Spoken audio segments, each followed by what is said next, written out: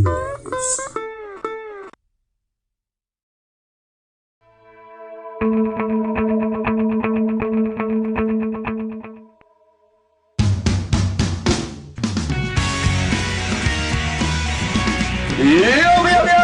na naman ang tambala na muling mabubulabog sa inyo ngayong umaga. Ito ang tambalang masarap kasama sa inuman, lalo na ng mga tambay na hindi na makita ang paa sa laki ng tiyan.